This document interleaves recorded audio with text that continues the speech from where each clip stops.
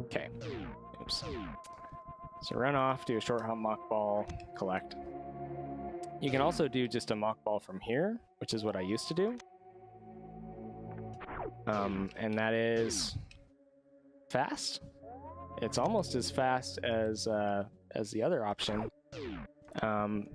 Thing is, it's probably easier for some people than a short hop mock ball. So if you can't do a short hop mock ball, what you'd have to do is do like a bigger one, right? So you're like big jump, and that's going to end up being slower. See, that's about 10 frames slower. So, okay, you can do a mock ball here. It's really hard, but it is possible. I usually don't bother going for it, just because it takes more time for me to get this set up than I think is worth it. Like, I'll probably usually end up losing time. So what I'll usually end up doing instead is I collect the item and then I do a soft morph and just roll through here. Okay, this trick. I've been wanting to do a tutorial for this trick for a long time. I don't want this to be long-winded, but I want it to be helpful for at least one person in the future. I don't care if that's in a month or a year or what. I want somebody to be able to watch this tutorial and collect this energy tank because they watched this tutorial. So I've been thinking about it, and I think the best way to do that is for me to explain the mechanics behind it, explain visual cues that I look at to help collect it. Let's not listen to this stupid thing. And then also I've made some like helper videos in the past. Probably what I'll do is highlight this tutorial just by itself and then do like edits and stuff to it with those videos and upload it. But as far as this stream goes, at least, I'm just going to explain it the best I can, and we will go from there. So, oh good, it's off now, so we don't have to listen to it. Okay, so there's an energy tank right here. It's very hard to collect. The developer's intended for you to collect it with high jump. Okay. Something else that I can explain really quickly. If you do just a jump from a standing position, that's about as high as Samus jumps. So notice, yeah, we can't collect it. Her arm cannon can touch it, but her arm cannon isn't part of her hitbox. If you refer back to that hitbox picture from earlier, I'll just put it up again real quick. Yeah, so that one on the right, even if Samus is aiming up, that hitbox won't change. So it only goes to just below the top of her head. Okay. So we can't collect it like that. If you do a jump from a crouch state, Samus actually jumps higher. Notice that her head is touching the energy tank, right? But the hitbox is not quite high enough to collect it. Isn't that freaking frustrating? This is the worst part. Turnaround animation. I don't remember exactly what it does to Samus's hitbox, but it doesn't raise it vertically. Now, you would think that that's a good thing, but in this case, it's a bad thing. Because, I mean, freaking look at that. Like, clearly, like, you're inside of the energy tank, right? Like, don't you wish you could just get it? So yeah, developers intended for you to grab it with high jump. Hooray, we got it! Because I turned on 100%. There's one other method that you can use to collect it if you don't have high jump. Two other methods, I guess, technically.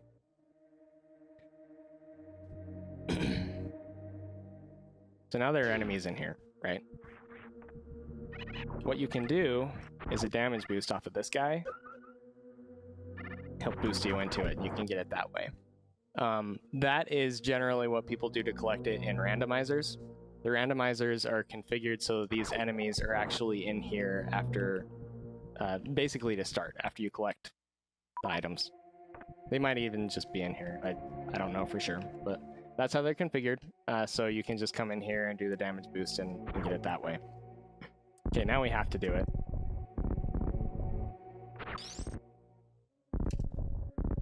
Got it.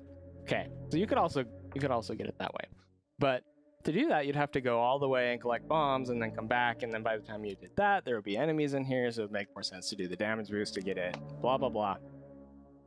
Okay. Some TASers back in the day realized that you could actually collect this. Samus could collect this energy tank with a series of very specific inputs.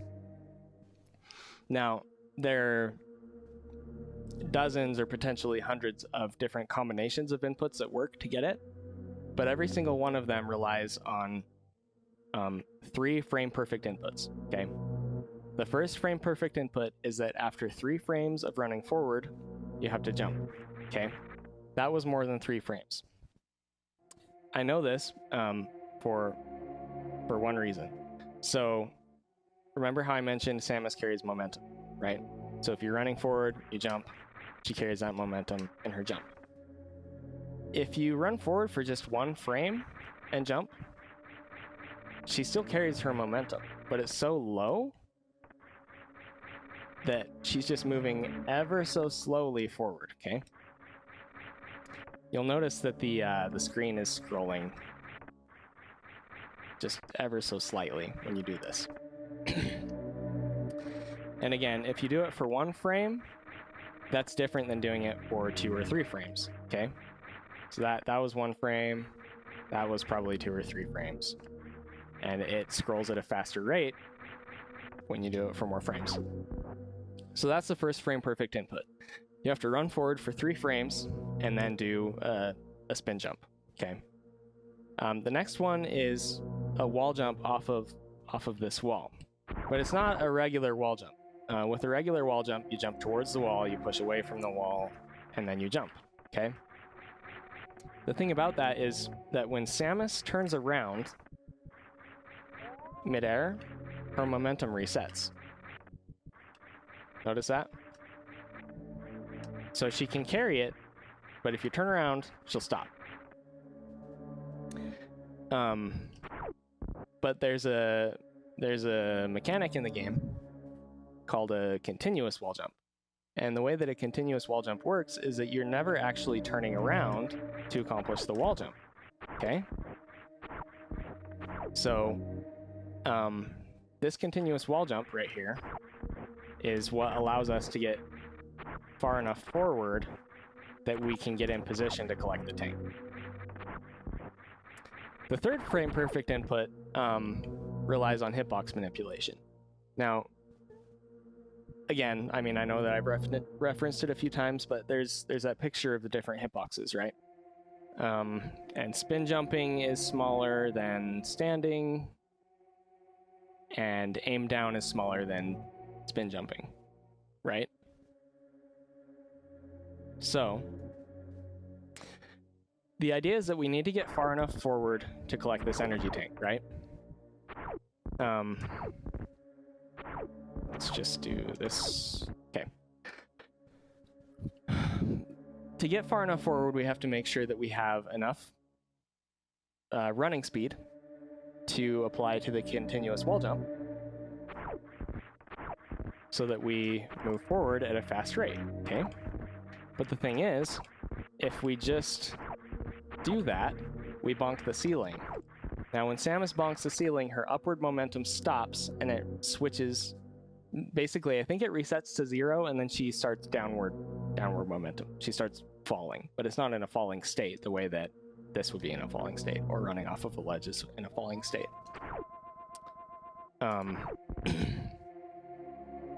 So, to get around the ceiling bonk, what we do is we aim down.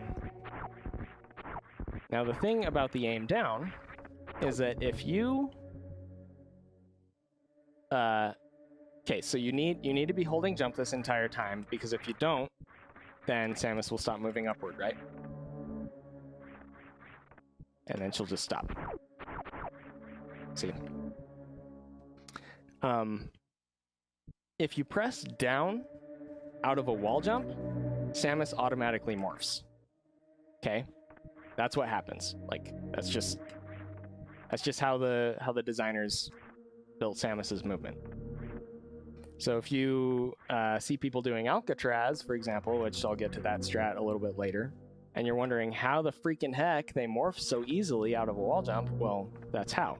When I was first learning Alcatraz, like 15 years ago or whenever it was, I thought that, you know, you had to press down twice out of a wall jump, and that made it super hard for me to do it. Once I realized that it's just a single down press, and it's free, basically. But the problem with that is we need to aim down here so that we don't hit the ceiling, but when we aim down, we morph, right? So what are we supposed to do about that? Well, there are a couple of different things that you can do, but the easiest thing to do is to, at least for me, press an angle button. Now, if you press an angle button when you're spin jumping, Samus breaks out of her spin, right? You can also press up to break out of her spin. You can shoot to break out of her spin. You can press down to break out of her spin. But yeah, the idea is that you need to break out of her spin, okay? After you break out of her spin, you can press down and Samus won't morph. So here's the third frame perfect input. When Samus is underneath the energy tank, you need to switch from an aim down hitbox to a straight hitbox. The easiest way to accomplish that, again, is to be holding either L or R. Works with R as well. Okay? Or shoot.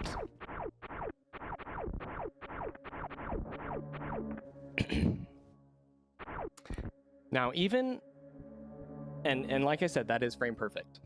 There's only a single frame where you can change your hitbox and collect the energy tank. Now, even if you did all of that correctly, there's a thing in this game called collision oscillation. The easiest way for me to explain it is you'll notice that there are these tiles here on the floor, right? Each one of these squares is a tile. The game treats them as individual tiles. So, for example, this tile here with the energy tank is a block that when you shoot it is destroyed.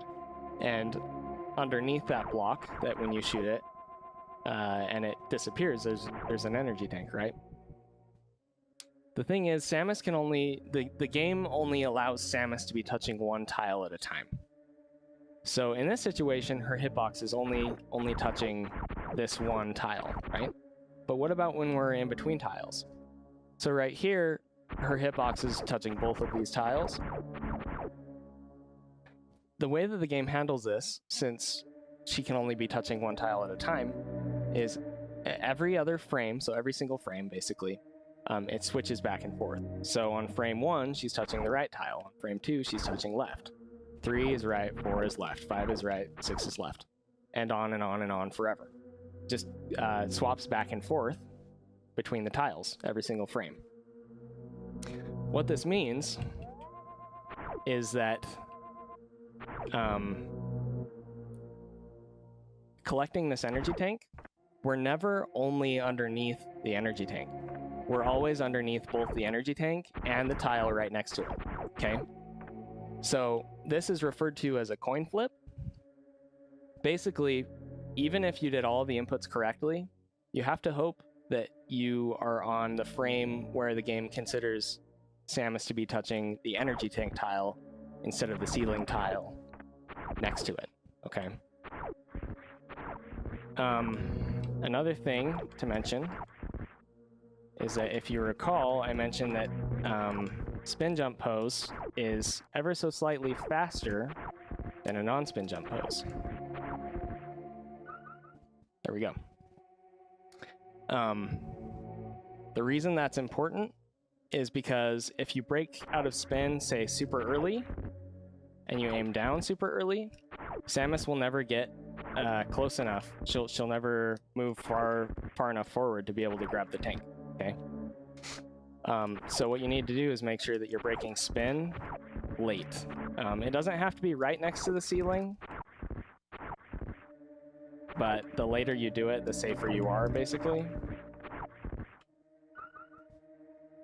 So, yeah. Okay, so for visual cues, the first one I'll explain is on this screen. The next one I will explain is for the wall jump. Those are the only two that I consciously know that I'm looking for. There could potentially be other ones that I look at that I just do it subconsciously and I don't know. And maybe someday I'll figure those out and make another video or tutorial about this. But for today, we're just going to talk about this. Get big. Okay. So see Samus's back foot right here? What I do is I look for this to be overlapping with a specific part of the background, and I will show that. But there's a background. It's like a rock, I guess. These are rocks in the wall back here. There's a rock that goes down like this, and then it goes back up like this. Okay, and it's like the exact size of her foot, basically. Maybe a little bit bigger than her foot. When her back foot crosses over this, that's when you want to be changing hitbox. Okay. Now the thing is, it's not an exact science because sometimes the frame for collection will be one frame further forward than this, and sometimes it's one frame back, which is where it is right now. I used to use a visual cue where the front of her toe here lines up with this little highlight on this rock here. The reason that I quit doing that was because it was harder to tell if I was high enough, and eventually it also just got harder to tell, like, to line it up correctly. Since I started doing the back foot thing, it's actually been a lot more consistent. So I recommend the back foot thing. Maybe you want to look for, a visual cue with Samus lining up with the energy tank or something else. I don't know, but as with most tricks in Super Metroid, there is almost always a visual cue of sorts that runners will use to make a strat easier. Okay, so I'm going to redo this so that I can show. It's this piece right here in the wall. Okay, right there. That is a piece you want to be lining her back foot up with.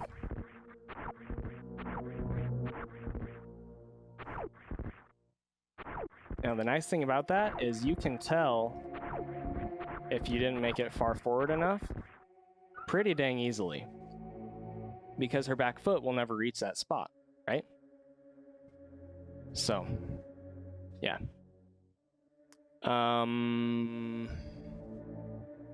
Next up, we're going to do the visual cue for the wall jump, the continuous wall jump. Okay. So there's there are these walls, these pieces of the wall, right? There's a tile here and a tile here and a tile here, etc., etc. You want Samus's dust from her wall jump to be kicking off in position with the wall right about here, okay, in this area. You want it to be like at this line or higher, basically, but not too high or you're going to bonk the ceiling. And you want it to be as far away from the wall as possible, okay? That's the frame perfect part of the continuous wall jump, is that you need to be basically as far forward as you possibly can be. So again,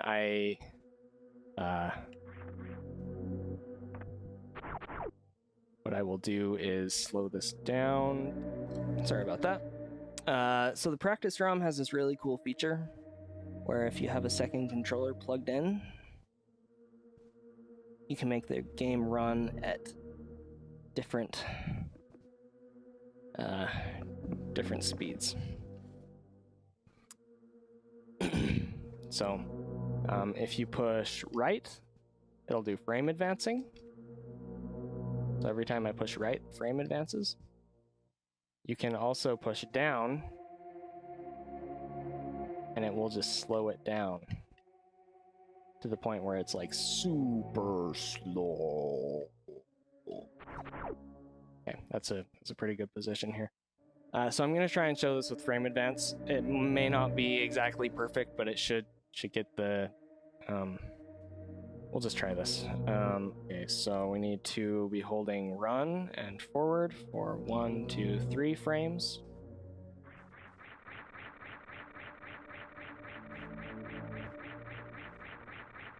Okay, that looks pretty dang good. Oh, of course you can't even freaking see it. Let me fix that.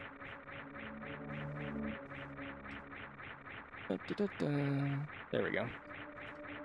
So yeah, it's pretty far away from the wall and it's pretty high, and that's kind of what you want to be looking for that. So I think that covers it. As far as testing goes, now I'm going to remove this display capture and we will move on. The last thing that I would mention is just get a feel for how the screen scroll looks based on how many frames you are running forward for, because that'll tell you whether or not you got enough speed for the jump in the first place. Okay, let me just collect this and we will move on. Thank you for bearing with me for that. I hope that someday that helps someone. Oh, one last piece of advice here. You're going to feel like the inputs are faster than they actually are. Like, you're going to feel like basically your fingers have to have a seizure to get the inputs in at the correct rate. And that's not true. 3 frames is a lot longer than you probably think it is. And so are the wall jump, like how many frames you need to push away from the wall to get the wall jump, and all of that. That first like 10 frames to get the correct jump off the wall, like you're going to think that it requires that you like spaz on the face buttons and on your D-pad, but it really doesn't require that. So yeah. The way that I used to refer to it is that I would rush the inputs, and you don't want to rush the inputs. You can collect it being very deliberate. You push left, then you push jump, then you release jump, and you push left around the same time that you release jump, and then you press jump again. However your brain wants to process that, however you end up deciding that feels, the main thing is just that you want your wall jump to be high enough on the wall that you know that it's high enough, but not so high that you're going to bonk the ceiling. Other than that, just try to focus on not running too fast for your jump and making sure that you actually get the jump off the wall. So